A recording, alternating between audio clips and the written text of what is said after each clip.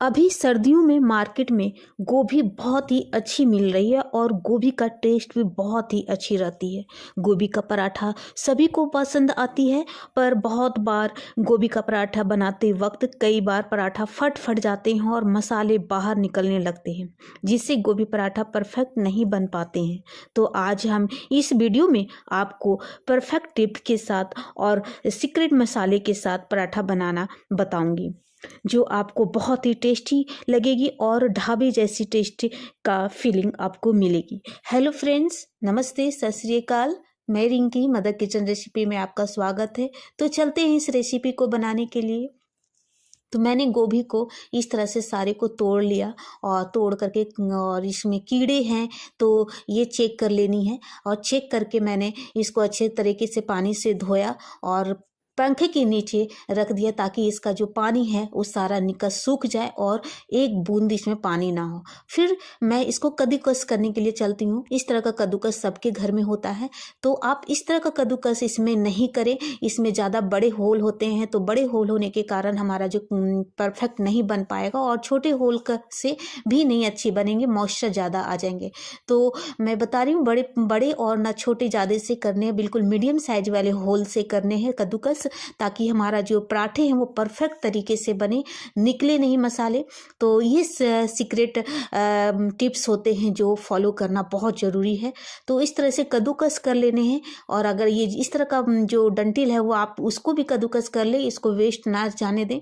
तो इस तरह से सारे को कद्दूकस कर लेने हैं। अगर जो बड़े बड़े हैं टुकड़े बाहर ये हो जाते नहीं हो पाते हैं, तो उसको भी छोटे छोटे मतलब कद्दूकस करके कर लेने हैं, ताकि हमारा जो पराठा बनाते वक्त हमें उसमें प्रॉब्लम ना हो। तो इस तरह से कद्दूकस कर लेने बिल्कुल बारीक। तो इस तरह से मैंने सारे कद्दूकस करके रख लिया, और उसमें 1 चम्मच नमक डाल दिया, ताकि नमक इसमें आ जाए और मॉइस्चर थोड़ा निकल जाए इससे।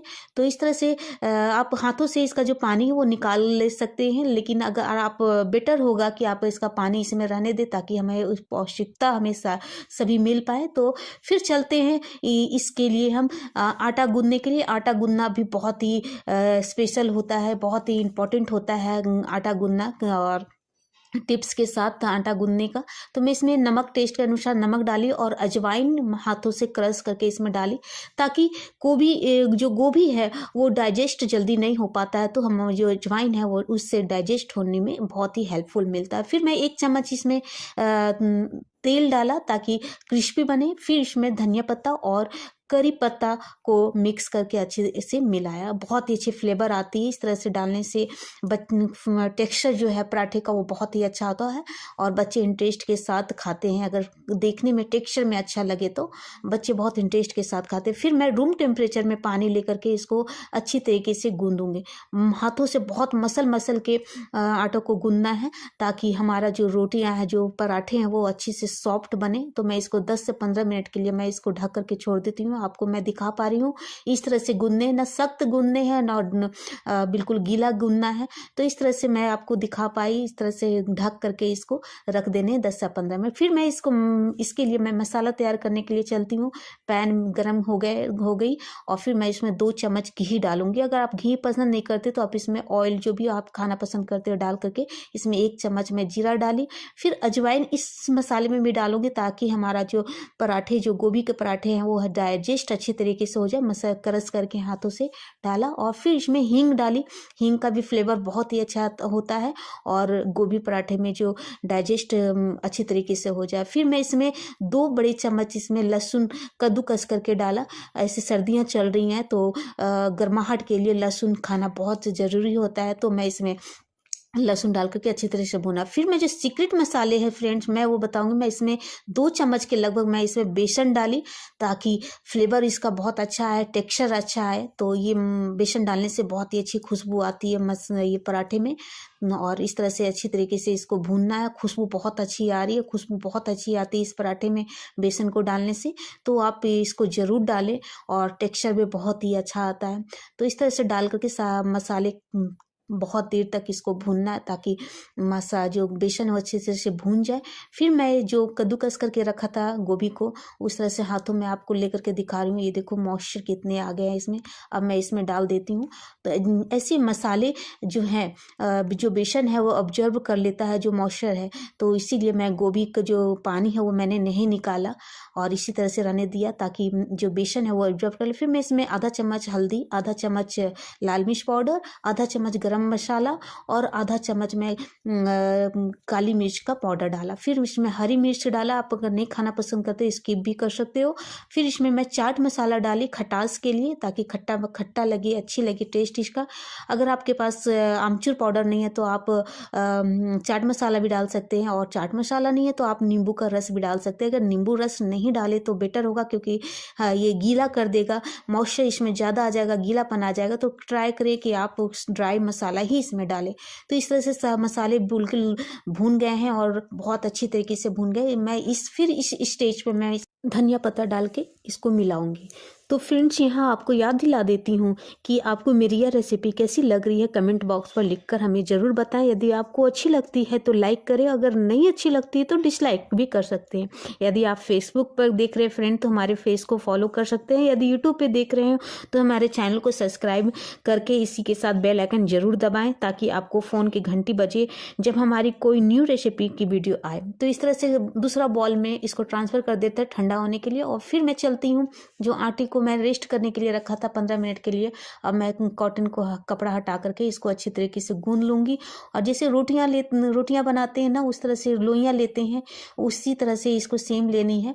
तो इस तरह से लोइयाँ लेकर के अच्छे तरीके से इसको भी गोल गोल कर लेने हैं, और इसको आटा से इसको पूरे तरीके से पूरे चारों तरफ से इसको मिला देने। और मैं इसको कटोरियाँ कैसे बनानी है ये मैं आपको बताती हूँ। ये देखो, हाथों में लेकर के दोनों हाथों के हेल्प से इसको इस तरह से राउंड राउंड लगाने हैं।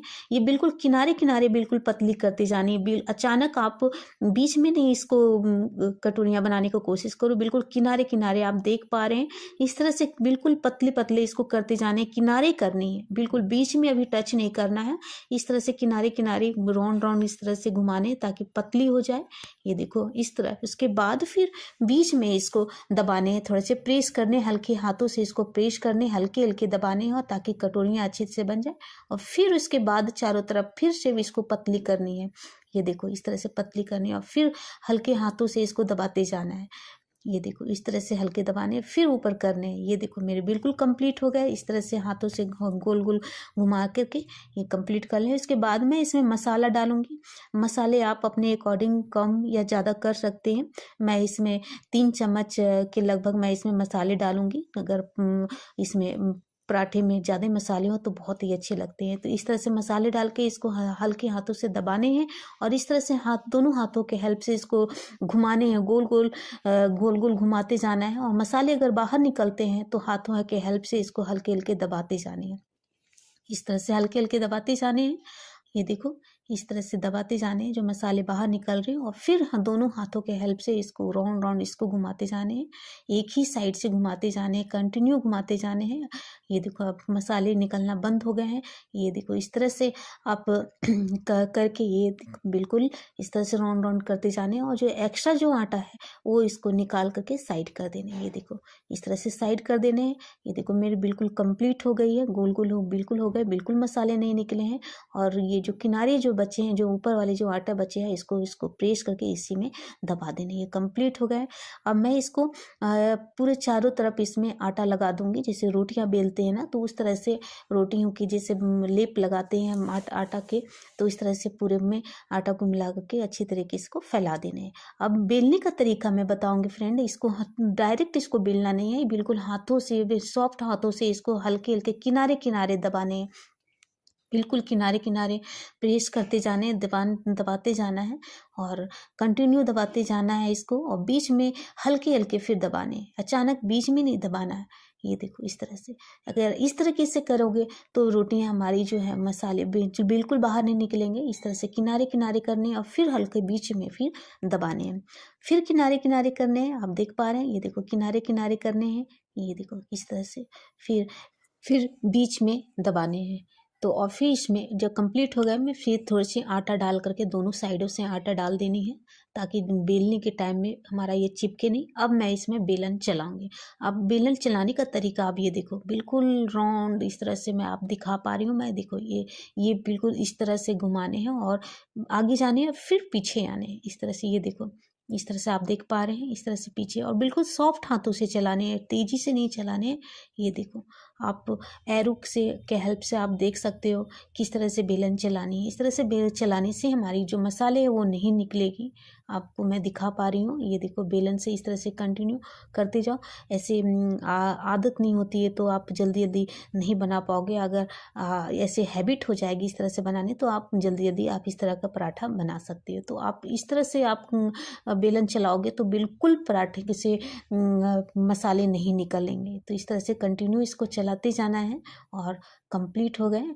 ये देखो, बिल्कुल अच्छे तरीके से मसाले चारों तरफ से फैल चुके हैं, पूरे जगह अच्छी तरीके से मसाले फैल गए हैं। अब मैं दिखा रही हूँ, ये देखो कितनी पतली हो गई है ये रोटियाँ। अब मैं तवे पे गर्म हो गए तवा मेरी, और तवा पे डाल देती हूँ इसको और अच्छी तरीके से इसको सेक लूँगी। अभी घी या बटर इसमें नहीं डालनी है। जब ये अच्छी तरीके से सेक जाए तब इसमें हम घी डालेंगे। ऐसे आप बटर खाना चाहते हो तो बटर भी डाल सकते हो, और घी अगर खाना चाहते हो तो घी भी डाल सकते हो। तो इस तरह से सारे तरफ से मैं घी डाल दी और इसको चारों तरफ से अब मैं सेकूंगी। ये देखो, इस तरह से सेकनी है। ये ऊपर से भी और नीचे से भी मैं दोनों साइड से लगा दी। ये देखो, मैं हमारे जो पराठे हैं वो फूलने लगे हैं। कितने सुंदर लग रहे, परफेक्ट तरीके से ये बिल्कुल बन गए। मसाले कहीं से नहीं निकल रहे और सुपर कितने अच्छे लग रहे हैं। ये देखो, बिल्कुल पराठे बिल्कुल फूल रहे हैं और क्रिस्पी बनते जा रहे हैं। ये देखो, इस तरह से धीमे आंच पे, ये ध्यान देना है कि धीमे आंच पे हमें सेकना है पराठे को। बिल्कुल इस तरह से सेकना है। ये देख पा रहे हैं आप। अब ये देखो, बिल्कुल बहुत ही क्रिस्पी बने हैं पराठे। ये देखो, बहुत ही अच्छी लग रही हैं। तो आप इस तरह से सर्दियाँ में पराठा बना कर के खाओ, एंजॉय करो फ्रेंड। और बच्चों लोग को तो बहुत ही अच्छी लगेगी। तो ये कंप्लीट हो गए। इसी तरह से सारी रोटियां बना करके कंप्लीट कर लें आप। और मैं इसको ट्रांसफ़र कर देती हूँ अलग प्लेट में। ये देखो, बहुत ही सुपर्ब लग रहे हैं। सर्दियों में बहुत ही पसंद करते हैं बच्चे या बड़े, सभी को पसंद आते हैं पराठे, गोभी के पराठे। तो इस तरह से कंप्लीट करके मैं आपको दिखा रही हूँ। ये देखो, अब मैं इसको खोल करके दिखाती हूँ कि पराठे कितने परफेक्ट बने हैं और मसाले कितने अच्छे तरह से फैल चुके हैं। ये देखो, कितने बहुत अच्छी खुशबू भी बहुत अच्छी आ रही है। अब मैं ये देखो, मसाले कितने अच्छे से परफेक्ट फैले हुए हैं और क्रिस्पी बने हैं। तो इसको मैं सर्व करके दिखाती हूँ। बहुत ही टेस्टी, आप इसको धनिया की चटनी के साथ या दही के साथ आप इसको एंजॉय कर सकते हैं। तो ये देखो, इस तरह से कितनी क्रिस्पी है। आप इस तरह से आप तोड़ करके और आप एंजॉय करें सर्दियों में। अगले वीडियो मिलते हैं, तब तक के लिए बाय बाय, टेक केयर।